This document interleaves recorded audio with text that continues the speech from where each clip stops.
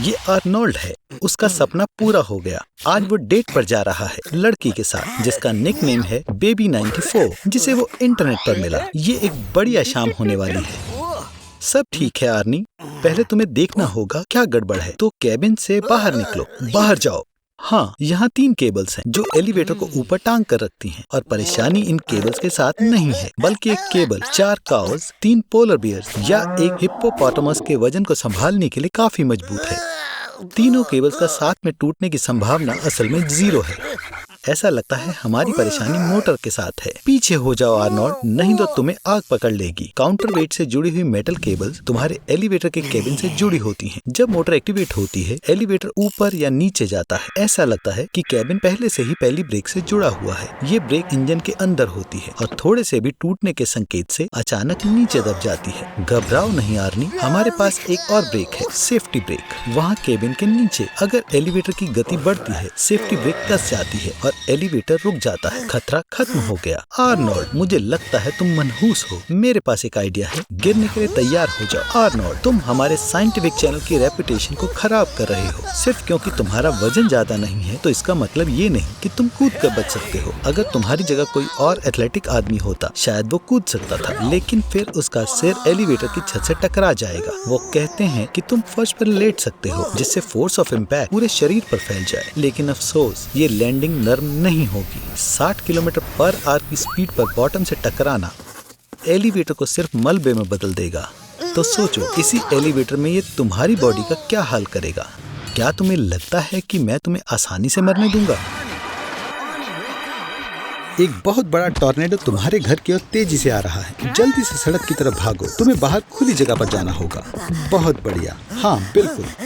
अपने आप को बचाने के लिए तुम्हारा घर की बेसमेंट में छुपना बढ़िया होगा। पर हाँ बिल्कुल, मेरे और हमारे दर्शकों के लिए देखना ज्यादा मजेदार होगा कि टॉर्नेडो के अंदर तुम्हारे साथ क्या होगा। तैयार हो? और चलो, अंदर क्या है आर्नी? बड़े टॉर्नेडोज के फनल की चौड़ाई 1500 मीटर तक पहुंच सकती है। जैसे ही ये घूमता है तुम वहां पर होगे। यूनाइटेड स्टेट्स में हर साल लगभग 1000 टॉर्नेडोज बनते हैं और उनमें से कुछ ही सच में बहुत बड़े होते हैं। तुम फिर से लकी हो आर्मी, तुम उनमें से एक में हो। मुझे लगता है लो प्रेशर और ऑक्सीजन डिस्चार्ज के बारे में डिस्कस करने का ये बढ़िया समय है। टॉर्नेडो के अंदर का एटमॉस्फेरिक प्रेशर इतना कम है कि तुम्हारे लंग्स हवा से ज्यादा ऑक्सीजन नहीं ले सकते और कुछ ही मिनटों के बाद तुम बेहोश हो जाओगे और तुम्हारा दम घुटने लगेगा। वो आखिरकार मैं तुम्हारी चीखों से पक गया था। ऐसी दुर्लभ हवा माउंट एवरेस्ट पर बिना ऑक्सीजन टैंक के चढ़ने के बराबर है।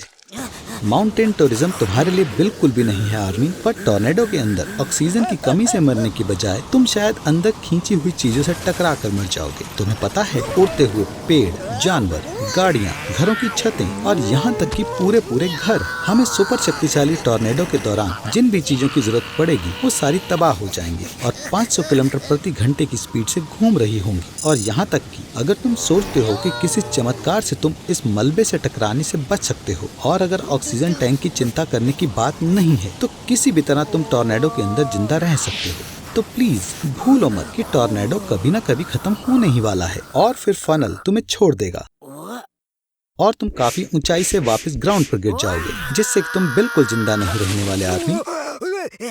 तुम यहाँ भाग्यशाली हो गए हो तो तुम एक स्पर्म व्हेल के अंदर हो। पर तुम भाग्यशाली क्यों हो? तुम स्पर्म व्हेल के दांतों से फिसल गए।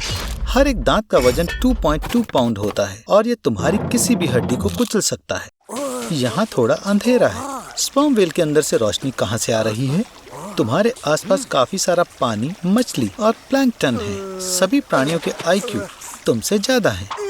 अब तुम्हारे पास यहाँ से बाहर जाने के 2 तरीके हैं। स्पर्म व्हेल का गला डायमीटर में सिर्फ 20 सेंटीमीटर का होता है, इसलिए हमारी मदद के बिना तुम पेट में नहीं जा सकते। तुम्हारी कहानी यहाँ खत्म होती है। स्पर्म व्हेल के पेट में हाइड्रोक्लोरिक एसिड इतना कंसंट्रेटेड होता है कि तुम्हें काफी सारे केमिकल बर्न सहने होंगे और सदमे से दर्दनाक मौत मरोगे। दूसरा तरीका काफी ज्यादा मुमकिन है। अब स्पर्म व्हेल अतिरिक्त पानी और जो भी खाने लायक नहीं है उससे छुटकारा पाने के लिए शुरू हो जाएगी। अगर तुम भाग्यशाली हुए तो तुम भी। व्हेल 200 मीटर की गहराई पर तैरती है, लेकिन तुम्हारी तरह छोटा और बिना तैयारी का कमजोर, बिना इक्विपमेंट के केवल 20 मीटर की गहराई तक ही बच सकता है। पर यह क्या है? क्या तुम्हें स्मोक की स्मेल आ रही है? स्पर्म व्हेल के अंदर से स्मोक कहाँ से आ रही है? अपनी आंखें खोलो, नहीं तो तुम सब मिस कर दोगे। तुम्हारे पास सिर्फ 1 नैनो सेकंड है। तुम अफ्रीका में हो, समुद्र तल से 613 मीटर्स ऊपर खोलते हुए वॉल्केनो एटा एल के मुंह में। बढ़िया या नहीं? फायर लेक की सतह पर हवा का तापमान 2200 डिग्री फ़ारेनहाइट हो जाता है, जो कास्ट आयरन को पिघलाने के लिए काफी है। हे, शांत रहो आर्नोल्ड, 1 नैनो सेकंड में तुम्हारे साथ कुछ हो नहीं जाएगा। मेरा मतलब, अगर सही में तुम्हारी किस्मत ने साथ नहीं दिया और वहाँ ज्यादा देर रुके तो तुम्हारी पहली सांस में लंग्स फटकर लपटों में बदल जाएंगे। तुम्हारी स्किन छिल जाएगी और कुछ करने के लिए सबसे सही होगा कि पूरी तरह से लावा में डूबना, ताकि तुम पेन शॉक की वजह से मर जाओ और 90 सेकंड के अंदर बेहतर जगह पर उठो। ज्यादा भरोसा नहीं? तो यहीं रहो बड। और आर्नोल्ड, अपनी उंगली लावा में से बाहर निकालो। ओह बढ़िया। अब क्या आर्नी, चाहते हो कि मैं तुम्हें समिट पर टेलीपोर्ट कर दूं ताकि तुम व्यू का मजा ले सको? तुम्हें भी वो आवाज सुन रही है? आर्नी, यहाँ से जाओ। इस आग वाले स्ट्रीम की स्पीड 1 माइल पर आवर की है। हे, क्या तुम सही कह रहे हो? और तुम छुट्टियों पर हवाई जाना चाहते थे। अगर यहाँ इरप्शन होगी तो तुम होवरबोर्ड पर राइड करते हुए भी लावा से आगे नहीं बढ़ पाओगे। और ये मेरी पसंदीदा मछली है, मैं इसे टॉबी बुलाता हूँ। आज मैं इनके दिमाग की अदला बदली करूंगा। सब तैयार हो? टॉबी, तो चलो चलो देखें ये कैसा हुआ। आर्नोल्ड, अगर ये तुम हो तो 3 बार गरगल करो। अब अपने फिन हिलाओ। ठीक है, घूमो, एक बैक फ्लिप करो। हाँ, अब मैं देख सकता हूँ कि ये पक्का तुम हो। Toby, bad boy, bad. Aquarium वापस रखो। वुप्स, आर्नोल्ड, अपनी सांस रोको। अगर तुमने गैस्ट्रिक जूसेस को इनहेल किया तो तुम मर जाओगे। जब तुम खाने की नली से गुजर रहे हो तो हमारे पास पेट के सभी एसिड को बाहर निकालने के लिए 7 सेकंड का समय है। क्या तुम बेहोश हो गए? एक असली पिराना की तरह जब वे झुंड में होते हैं तो वो 10 मिनट में आसानी से पूरी गाय को खा जाते हैं, लेकिन जैसे ही पिराना अकेला होता है तब वे एक हल्की आवाज में ही ढेर हो जाता है। मछली को काफी ताजा पानी की जरूरत होती है, इसलिए हमने 4 लीटर के पेट को पूरा भर दिया। ये लो, स्नैक लो। टॉबी का मनपसंद खाना, लेकिन दांतों के साथ सावधानी बरतें। पिराना का बाइट अर्थ में सबसे ज्यादा मजबूत होता है, डायनासोर से भी ज्यादा।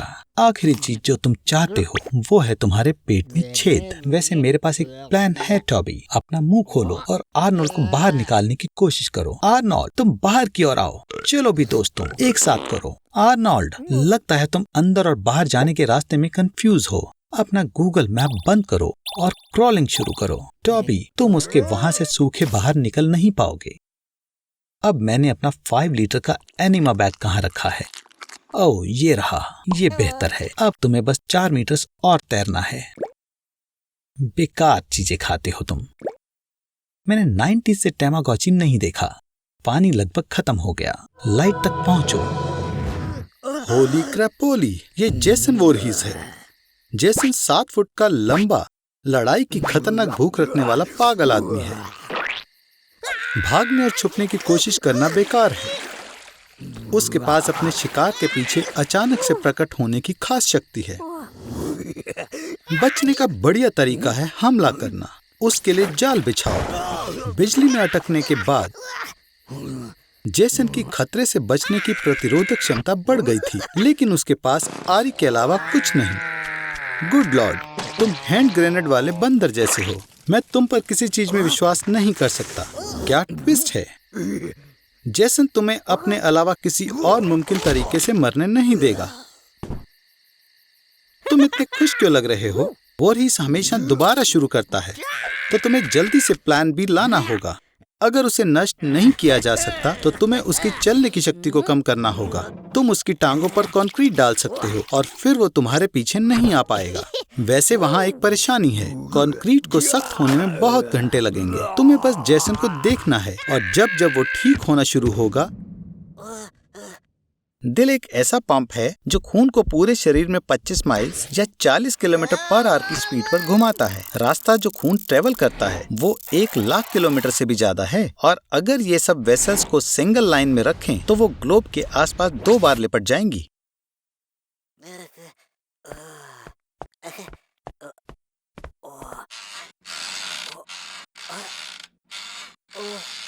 3, 2, 1, रुको। हा हा हा, क्या तुमने अपनी पैंट में सुसु कर दिया? दिल को कॉन्ट्रैक्ट होने में 4 सेकंड लगते हैं और उतना ही रेस्ट करने में। अगर हम एवरेज लोगों की जिंदगी में सारे पॉजेस को जोड़ दें तो ऐसा पता लगेगा कि दिल 20 साल से ज्यादा के लिए रेस्ट करेगा। इसलिए कोई भी 1 नैनो सेकंड के लिए थोड़े से पॉज को नहीं नोटिस करेगा। लेकिन मैंने पहले ही देख लिया कि इसे कैसे ठीक करना है। ध्यान से देखो, दिल 2 मंजिला घर से मिलता जुलता होता है। वहाँ ऊपर 2 कमरे होते हैं जिन्हें राइट और लेफ्ट आर्टरिया कहते हैं और नीचे वेंट्रिकल। इसके नॉर्मल मोड में आर्टरियम से खून वेंट्रिकल में इतने प्रेशर के साथ पुश होता है कि खून 9 मीटर से ज्यादा शूट होगा या लगभग 30 फीट। फिर वेंट्रिकल खून को लंग्स या ऑटा में पुश करेगा और जिंदगी वैसे ही साधारण चलती रहेगी। लेकिन अगर वेंट्रिकल कम से कम 7 सेकंड के लिए रुक जाए जब दिल के बाकी सारे हिस्से काम कर रहे हैं, तब बूम। मैं बस उसे बाजार में बंद करना चाहता था। यहाँ तुम दिन भर मिठाई और कैंडी बार्स खा सकते हो और तुम एक गाड़ी में स्टोर्स में चारों ओर ड्राइव कर सकते हो। तुम्हारे लिए मनोरंजन के सामान, खेलकूद, कपड़े और यहाँ तक कि दवाई भी है। हाइपरमार्केट में औसतन 1,20,000 अलग अलग प्रोडक्ट हैं जो तुम्हें 50 साल का केयर फ्री जीवन प्रदान करेंगे। लेकिन बदकिस्मती से बिजली के बिना इन सामानों का एक बड़ा हिस्सा अगले ही दिन खराब हो जाएगा। कमरे के तापमान पर स्टोर में मौजूद सारा दूध सिर्फ 18 घंटे में खत्म हो जाएगा। ताजा चिकन, पोर्क और मीट सभी एक दिन में खराब हो जाएंगे। केक और पेस्ट्री थोड़ी देर तक चलेंगे, शायद 36 घंटे। अगर तुम भाग्यशाली हो तो तुम तैयारी करने की कोशिश कर सकते हो। तुम मछली पर नमक लगा सकते हो और ब्रेड को सुखा सकते हो। फिर उनकी शेल्फ लाइफ को वर्षों तक बढ़ाया जा सकता है। पर हे, दिन को जी लो, है ना आर्नोल्ड? 1 हफ्ते बाद सब्जियां और फल भी खराब हो जाएंगे और तुम्हें अनाज खाना पड़ेगा। पर यहाँ तक कि सिर्फ उनको तैयार करने में तुम कम से कम 10 साल तक पानी की सीमित आपूर्ति को खत्म कर सकते हो। तुम उसे गार्डनिंग डिपार्टमेंट में से कोल के जरिए फिल्टरिंग से बढ़ा सकते हो और फिर सिल्वर से साफ कर सकते हो। ठीक है, तो अब से तुम्हारा यूजुअल मील डिब्बा पैक होगा। अगर पैकेजिंग खराब नहीं है तो मीट स्ट्यू बहुत समय तक चल सकता है और मसालेदार खीरे और टमाटर पानी का एक एडिशनल सोर्स हो सकते हैं। तो 3 टन डिब्बा बंद सामान जो स्टोर में है वो 8 साल तक चलेगा और फिर खाने का आखिरी सोर्स होगा। कई चीजों का इस्तेमाल दूसरे कामों में किया जा सकता है, जैसे कि तुम किसी भी तरह के कागज से अपने बम को साफ कर सकते हो। आपको बस इसे अच्छे से क्रम्बल करना है और ठीक है, इसे इस्तेमाल करें ठीक वैसे ही जैसे हमारे परदादाओं ने किया था। और जब तुम्हारे पास पैसे खत्म हो जाएं, तो तुम हमेशा कार्ड का इस्तेमाल कर सकते हो। आर्नोल्ड, तुम्हें क्या हुआ है? क्या तुम्हारे पेट में दर्द हो रहा है? ये मेरे क्वांटम रिसाइजर को टेस्ट करने का बढ़िया मौका है और यह जानने का कि तुम्हें अंदर से क्या हर्ट कर रहा है। इस हेलमेट को पहनो और मैं तुम्हारे कॉन्शियसनेस को तुम्हारी नैनो कॉपी से कनेक्ट कर दूंगा और तुम्हें तुम्हारे खुद की बॉडी में डाल दूंगा। लेकिन पहले अपने अंडरपैंट्स उतारो। ये तुम्हें तुम्हारे डेस्टिनेशन तक पहुंचाने का सबसे तेज तरीका है। चलो शुरू करें। तुमने एक बुरी तो खाया जिसमें कुछ बहुत स्मार्ट टेप वॉर्म के अंडे थे। आर्नोल्ड, जरा देखो इसे। उन्होंने तुम्हारे अंदर पूरा शहर बना दिया है। उन्होंने एक जू भी बनाया। चलो जू देखें। आज मंडे है तो यहाँ 50% डिस्काउंट है। हे भगवान, ये पैथोजेनिक वायरस और बैक्टीरिया का जू है। मैं तुम्हारे अंदर कब्जा करने वालों की प्रशंसा करता हूँ। Spanish flu, plague, Ebola, tuberculosis, swine और बर्ड फ्लू और बहुत सारे अन्य रेयर पैथोजेंस सब एक ही जगह पर। देखो, यहाँ मेरा पसंदीदा भी है, एक लिटिल स्टडेड बोरोना वायरस। ये सैड हॉट डिसीज के नाम से भी जाना जाता है। वे खास तौर पर हॉर्सेस, काउज, रेबिट्स और दूसरे जानवरों को प्रभावित करता है। आर्नोल्ड, अगर मैं तुम्हारी जगह होता तो मैं पिंजरे में कभी हाथ नहीं डालता। ऐसा पता लगा है ये इन्फेक्शन मानसिक विकार का कारण बनता है। आर्नोल्ड, दुर्भाग्य से पैरासाइट्स के कारण तुम्हारा पेट दर्द होता है। देखो, वो तुम्हारे इंटेस्टाइन्स में एक हाईवे बना रहे हैं और तुम्हारे ब्लैडर में एक वाटर पार्क। अगर वो तुम्हारे सिर में एक डेटा सेंटर बनाते हैं तो तुम बाल्टी में सिर मारोगे, क्योंकि तुम्हारा सिर बहुत छोटा है। तुम्हें ये पता लगाना होगा कि जरूरत है कि उन्हें अपने शरीर से कैसे बाहर निकालना है। जितनी जल्दी हो सके अच्छा है। अगर तुम इस पेंडोरा के जू के सारे सेल्स खोल देते हो तो सबसे ज्यादा संभावना है कि यह आपको वॉर्म्स को बाहर निकालने में मदद करेगा। चलो आर्नोल्ड, आगे बढ़ो। तुम्हारे अंदर के वॉर्म्स के साथ रहने से बेहतर इबोला के कुछ दिन की कफ है।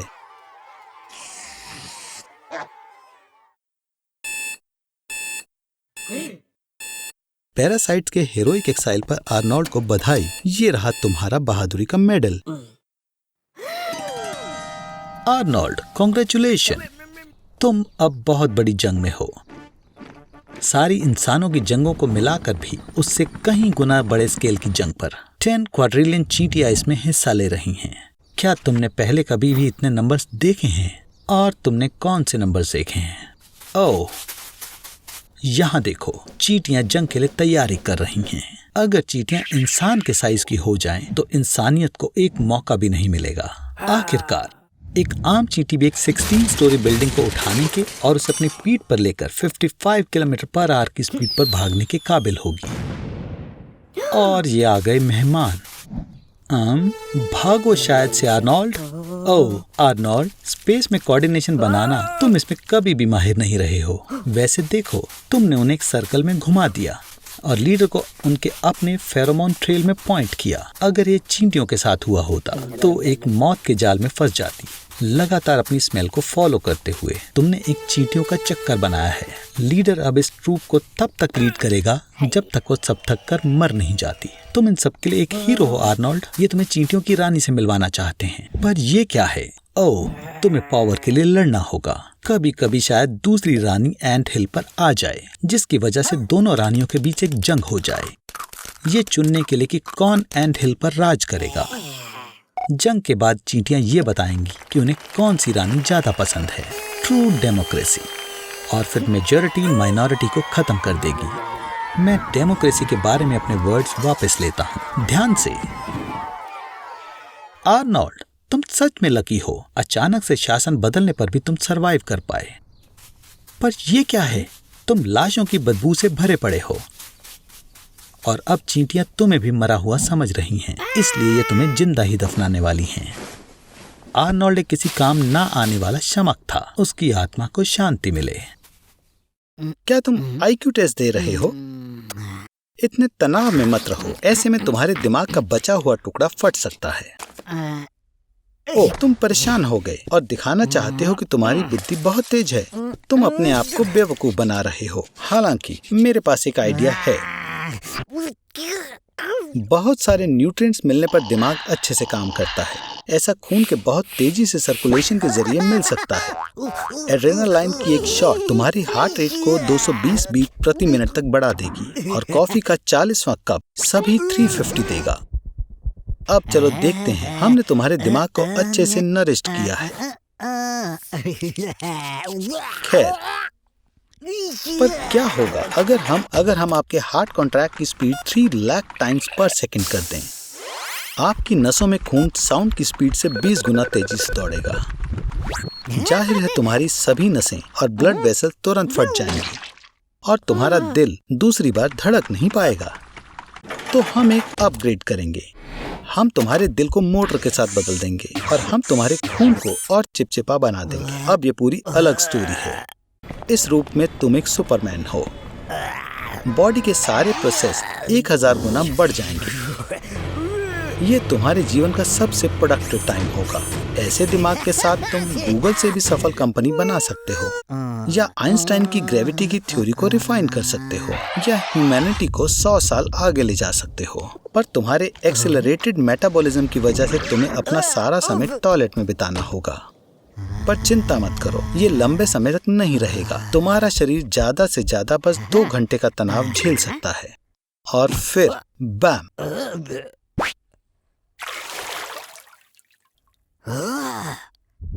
ओ आर्नोल्ड, तुम टेस्ट देना तो भूल ही गए। आर्नोल्ड, खैर जो भी हुआ ठीक है। तुम्हारे पास वहाँ क्या है ये मत कहना।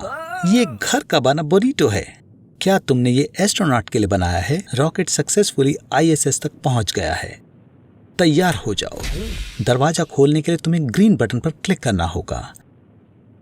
3, 2, 1 ग्रीन बटन। Arnold green. मुझे डाउट है कि अगर कोई भी एस्ट्रोनॉट तुम्हारी मदद के लिए आने वाला है। अगर तुम उन्हें खाना दिए बिना जाने वाले हो, तुम्हारे 8 घंटों के लिए काफी एयर है। इस समय में कैसे भी करके तुम्हें खुद ISS के पास पहुंचना है। अपनी बॉडी को चलाने से कुछ नहीं होने वाला। अगर तुम सोनिक की तरह भागो भी तो भी तुम्हारी बॉडी उसी जगह ही रहने वाली है। तो ये है कुछ असली ऑप्शंस स्पेसेस में मूव करने के। पहला ऑप्शन है अपने ऑक्सीजन टैंक से हवा इस्तेमाल करना। हवा अपनी ट्यूब से 50 मीटर पर सेकंड की स्पीड से मूव करती है। इस तरह की एनर्जी बस 60 सेकंड्स में आपको 3 किलोमीटर जितना दूर ले जा सकती है, पर यह आपकी एयर सप्लाई को बहुत कम कर देगा। तो चलो सेकंड ऑप्शन की तरफ चलते हैं, बरीटो। तुमने इसे फॉयल में रैप किया था और फॉयल एक बढ़िया रिफ्लेक्टर होता है। अगर आप फॉयल सेल बनाते हैं तो इसके लाइट रिफ्लेक्टिंग के पार्टिकल इसके मोमेंटम को फॉयल की तरफ ट्रांसमिट करेंगे और आपको स्पेस में एक्सेलरेट करेंगे। क्या तुमने कुछ भी नहीं सुना? मैंने एक सेल के बारे में क्या कहा? एक शामक के बेटे। ओह, हम वो भी इस्तेमाल कर सकते हैं। इंसान के शरीर से गैसेस 3 मीटर पर सेकंड की स्पीड से निकलती हैं और वो एक दिन में एक पूरा बैलून भर सकते हैं। बस आपको उसे निकालने के तरीके ढूंढने चाहिए। आर्नोल्ड, तुम क्या करने वाले हो? तुमने कितने बरीटोस खाए थे? बस थोड़ा रह गया, खींचो। एंड वो शो याद है, लव, डेथ और रोबोट्स। तुम्हें बस अपने हाथ से सूट को फाड़ना होगा, ठीक है? या बस उंगलियों से। तुम बस 3 मीटर दूर हो। सूट के पार्ट अलग करो और इसे दूसरी दिशा में फेंको। ये तुम्हें आगे की तरफ पुश करेगा। ओह, हाँ, 1-2 बार तुम नाराज हुए हो, पर हमने फिर सब कुछ ठीक भी तो किया है, क्या नहीं किया? तुम डिलीवरी लेकर कहाँ जा रहे हो? मैरियाना ट्रेंच पर। ये जरूर 5th ग्रेडर्स हैं जो तुम्हें घुमा रहे हैं। चलो वापस आओ। तुम एक जिद्दी लड़के हो। ठीक है, अंदर जाओ। ये बड़ा ट्रांसपेरेंट पाइप मैरियाना ट्रेंच के बॉटम तक जाता है। तुम्हें 36,070 फीट नीचे जाना होगा। ये लगता ही है कि ये बहुत गहरा है, पर पूरे प्लेनेट को देखें तो मैरियाना ट्रेंच सड़क पर एक गड्ढे जैसा भी नहीं है। एक सील्ड हाई स्पीड एलिवेटर से नीचे जाने में सिर्फ 11 मिनट लगेंगे। तुम कितने मूर्ख हो। अब तुम्हें खुद चलकर नीचे जाना होगा। क्योंकि पाइप हवा से भरा है तो बॉटम पर प्रेशर नॉर्मल से 2 गुना ज्यादा है, पर अगर ये पानी से भर जाए तो प्रेशर 1072 टाइम्स बढ़ जाएगा। जरा देखो, ठंड, प्रेशर और ऑक्सीजन की कमी ने यहाँ रहने वालों का क्या हाल किया है। जैसे कि ज़ीनोफायोफोरस को यूरेनियम, मरकरी, लेड और दूसरे खतरनाक चीजों से इम्यूनिटी बनानी पड़ती है जो अर्थ पर क्रिएचर्स को खत्म कर देते हैं। इस यूनिसेलुलर ऑर्गेनिज्म को देखो, ये एक एहसास देती है कि मून, जुपिटर या यूरोप में लाइफ कैसी होती है। आर्नोल्ड, क्या तुम्हें पता है कि बॉटम पर कौन तुम्हारा इंतजार कर रहा है? अकेलापन। यहाँ कोई भी जीवित व्यक्ति नहीं है, खोए हुए श्रिम्प को छोड़कर। यह विश्वास करना मुश्किल है, पर मैरियाना ट्रेंच की बॉटम से ज्यादा लोगों ने मून पर विजिट किया है। आर्नोल्ड, देखो, वहां बाहर सच में कोई है। मैं सोचता हूं कि वो तुम्हें पे कैसे करेगा। शेल से?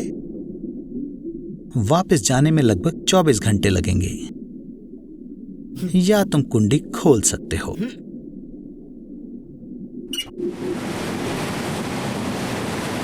हम इस समय पोर्चुगल में हैं। दुनिया की सबसे ऊंची वेव्स यहीं बनती हैं। ये एक चीते की तरह है, पर वेव्स की दुनिया में, क्योंकि इसकी स्पीड 60 माइल पर आवर तक पहुंच चुकी है। एक हवाईयन सर्फर को यहाँ 79 फीट की वेव मिली थी। इसके लिए उसका नाम गिनीज बुक में दर्ज है। क्या आपने कभी किलर वेव के बारे में सुना है? ये सिंगल वेव्स 80 से 100 फीट ऊंची होती हैं, जो कि शिप से भी दिखाई नहीं देती। वो अचानक से चुपके से आ जाती हैं, इसलिए शिप के क्रू को बचाने का बहुत ही कम समय होता है। किलर वेव सिर्फ एक ही हिट में शिप को डुबो सकती हैं। यहाँ तक कि कॉनर मैकग्रेगर को भी ऐसी हार से जलन होती है। सबसे लंबी वेव्स 1958 में अलास्का की लिटुया बे में रिकॉर्ड हुई थी। वेव 100 फीट की ऊंचाई पर पहुंची थी और बे के आसपास के पहाड़ों को कवर कर गई। जिसकी वजह से सी लेवल से 1700 फीट की ऊंचाई के खेत भी खराब हो गए। और ये 5.5 स्टैचू ऑफ लिबर्टी की हाइट है। किनारों पर प्रकृति खुद सुनामी आने की चेतावनी देती है। जानवरों को खतरा महसूस होने लगता है और वो जल्दी भागने लगते हैं या अजीब तरीके से बिहेव करते हैं। पक्षी झुंड बनाकर दूर उड़ जाते हैं। अगर आप जमीन पर हैं तो कार में बैठो, बाइक पर भागो, कुछ ना हो पाए तो कम से कम किंग कॉन्ग से लिफ्ट मांग लो। आपको सलाह है कि सी लेवल से 120 फीट ऊंचाई पर चले जाओ। आर्नोल्ड, बेहतर होगा कि तुम तो एम्पायर स्टेट बिल्डिंग के टॉप पर चले जाओ। स्काई स्क्रैपर की हाइट 102 फ्लोर्स या 922 फीट है। एलिवेटर 700 फीट पर मिनट की स्पीड से ऊपर जाती है, तो तुम्हारे पास पक्का समय है। ओह खैर, ये भी मुमकिन है। पानी के अंदर चिल्लाओ मत, नहीं तो तुम्हारा दम घुट जाएगा। किसी भी तरह से अपने आप को होश में रखो। आर्नोल्ड, छिप जाओ, ये तो नीचे वाले पड़ोसी हैं, तुम उन्हें डुबो रहे हो। खैर ठीक है, मुझे जाना होगा और तुम्हें खुद सब समझ आ जाएगा। हे, तुमने कार कहां से ली? आर्नोल्ड, तुमने लगभग उस पक्षी को मार दिया था। अब तुम्हें इस महिला के लिए एक टैक्सी बुलानी होगी। सौभाग्य से ये एक स्पैरो थी, ना कि एक ईगल। लगता है तुम्हारे फोन ने यूनाइटेड स्टेट्स की सारी टैक्सीज एक जगह पर ही बुला ली। यूएसए में 2,30,000 लोग टैक्सी ड्राइवर्स रजिस्टर्ड हैं। उनमें से आधे से ज्यादा उबर ड्राइवर्स हैं। ये सभी गाड़ियां 800 किलोमीटर का लंबा ट्रैफिक जैम कर देंगी। न्यूयॉर्क स्टेट का 1/3 पैरालाइज्ड हो जाएगा। सामान्य मात्रा से दुगना पॉल्यूशन होने की वजह से सड़कों पर सांस लेना मुश्किल हो जाएगा और इस वजह से आपको खांसी होगी, उल्टी जैसा महसूस होगा और शायद स्ट्रोक भी आ जाए। एक एम्बुलेंस पर उम्मीद ना लगाएं, क्योंकि ये तुम्हें नहीं बचा पाएगी, या बाकी के 3,000 मरीजों को जो हर दिन एम्बुलेंस बुलाते हैं। तुम एक मौका ले सकते हो और सबवे लेकर हॉस्पिटल जा सकते हो, लेकिन आमतौर पर अपनी कार चलाने वाले 60 लाख लोग पहले से ही सबवे में हैं। तो आज वहाँ तकरीबन 11 लाख गुस्सैल, नकचढ़े और लेट लोग हैं। हे, ये ही है जिसने ट्रैफिक जैम किया। क्रिमिनल्स शहर की आधी दुकानों में चोरी कर चुके हैं क्योंकि पुलिस चोरों तक पहुंच नहीं पाई। आर्नोल्ड, मुझे लगता है बेहतर होगा तुम ये देश छोड़ दो।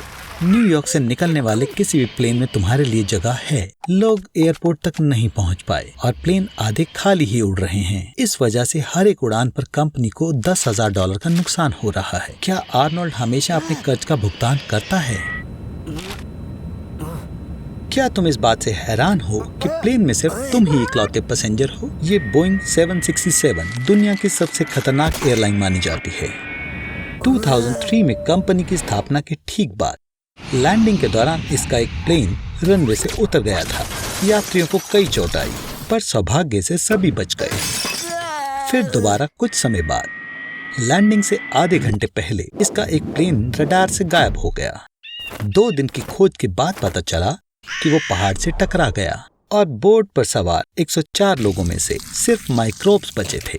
प्लेन का पहला नियम, हमेशा खुद को बकल अप करें। एयर डेंसिटी लगातार बदल रही है। कल्पना कीजिए, गर्मी का मौसम है, आप एक मैदान के ऊपर से उड़ रहे हैं और प्लेन में गर्म हवा चल रही है। फिर अचानक मैदान खत्म हो जाता है और आप एक ठंडी झील के ऊपर आने लगते हैं। गर्म हवा अचानक प्लेन को प्रभावित करना बंद कर देती है और आप जाने लगते हैं। टर्बुलेंस प्लेन को हिला देगी और इसे 3 मीटर नीचे गिरा सकती है और ये सब 800 किलोमीटर प्रति घंटे की स्पीड से हो रहा है। अगर आपने 2G लोड के दौरान बेल्ट नहीं बांधी हुई तो आप बस गए। आपकी सीट या प्लेन के साथ होने वाली हर एक टक्कर आपकी पसलियां तोड़ देगी, बाजुओं को मोड़ देगी, आपकी खोपड़ी तोड़ देगी। Holy shit! रेयरफाइड गैस जो इंजन से बाहर निकलती है, बिजली को जमीन पर किसी भी चीज की तुलना में अपनी तरफ ज्यादा अट्रैक्ट करती है। सबसे दिलचस्प बात यह है कि बड़े प्लेन अक्सर खुद बिजली बनाते हैं। तेल से सैकड़ों हजारों एम्प्स का इलेक्ट्रिकल डिस्चार्ज बादलों में और नोज से जमीन पर फैलता है। बिजली विंडशील्ड को तोड़ सकती है और बोर्ड पर सभी इलेक्ट्रॉनिक्स को डिसेबल कर सकती है। पकड़े रहो आर्नोल्ड, लैंडिंग आपकी आंटी के गधे के खूंटे से भी ज्यादा खतरनाक होगी। हे भगवान आर्नोल्ड, लगता है तुम मुझसे आखिरी बार मिलोगे अपने फ्यूनरल पर।